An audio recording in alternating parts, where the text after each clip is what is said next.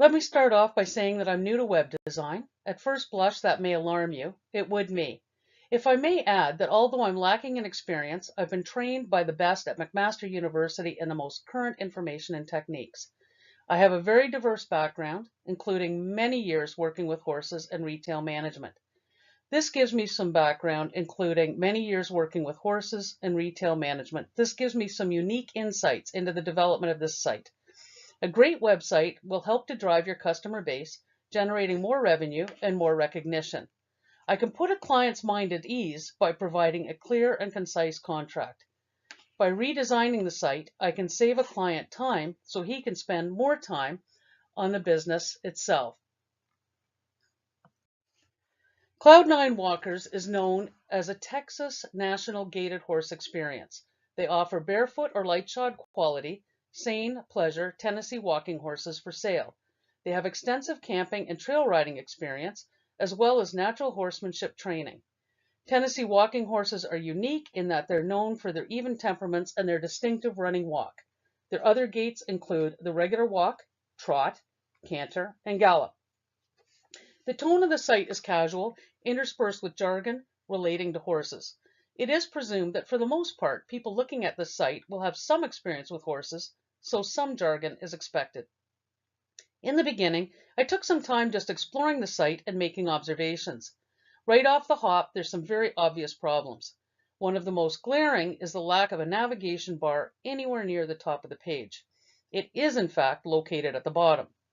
Other obvious problems are lack of legibility due to contrast issues and a disorganized layout. I then performed various tests on the site to see how it stacked up. Page load speeds were fairly good, considering the code bloat shown on HTML and CSS validation. Contrast ratios were poor, and web accessibility was very poor. Next stage is to dig a little bit deeper. How do competitors stack up? What do they offer? What makes them stand out in the industry? What key performance indicators need work? These are measurable values that show how effectively the website and business is reaching its goals. What are some SMART goals that can be applied? These are specific, measurable, attainable, realistic, and timely. One SMART goal is to reduce bounce time by 25% in 2 months. By removing the animated blinking GIFs to address some of the accessibility issues will help to achieve this. Improving navigation will help conversion rates. An achievable goal would be 25% in 3 months.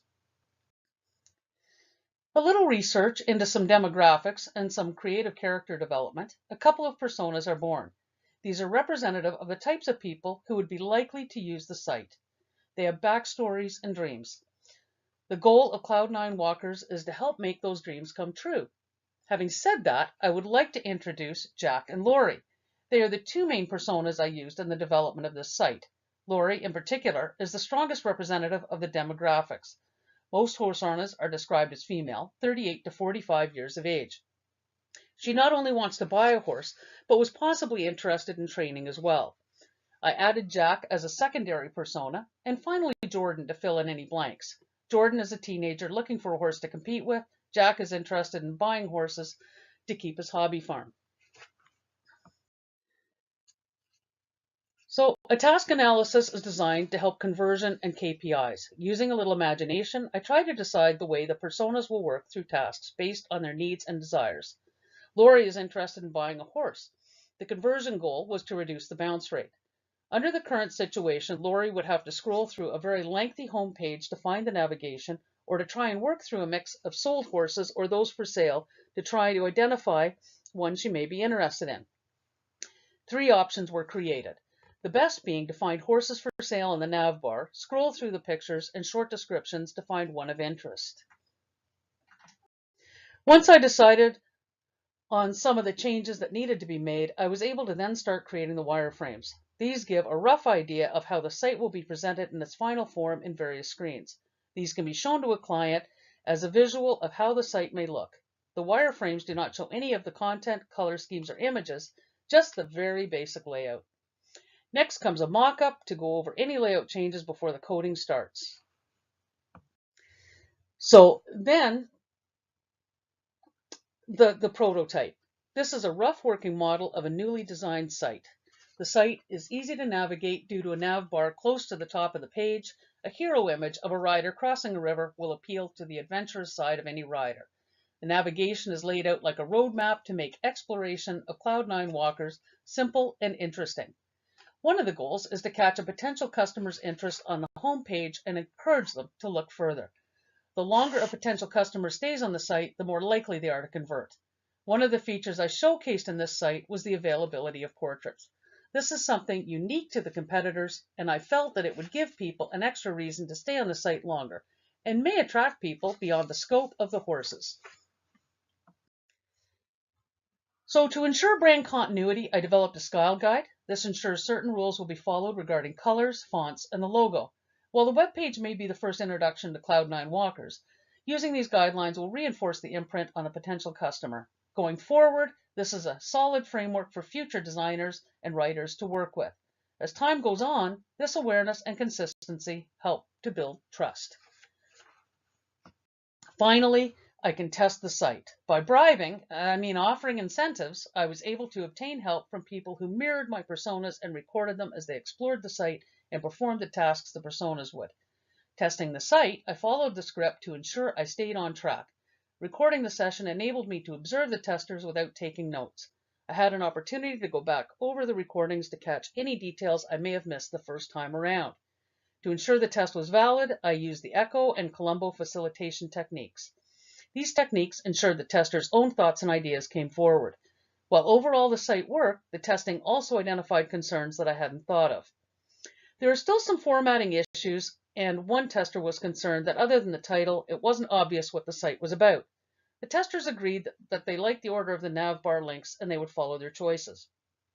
In conclusion, let's have a look at the design process.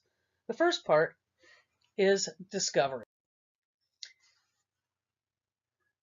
Business goals needed to be defined along with user information. Research is done on competitors and a variety of task analysis are completed. Using the research at hand, the personas are created representing the user demographics. Next stage is to define the business metrics and user experience. To accomplish this, I looked at key performance indicators and developed more in-depth user stories building on the original personas. Then starts work on the actual design. Beginning with rough sketches and moving on to wireframes, a prototype is created from which testers can give feedback on the site. This will help to identify problems that weren't already recognized. From here, I could deploy a working product. This is where everything is finally put together. A style sheet was created to help maintain brand consistency.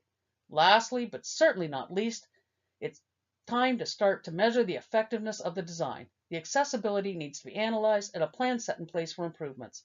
User feedback is very important to help this product and define what is working and what isn't. The website still has problems that need to be worked through. These include formatting issues and improved accessibility. I hope you enjoyed this presentation. Thank you very much for listening.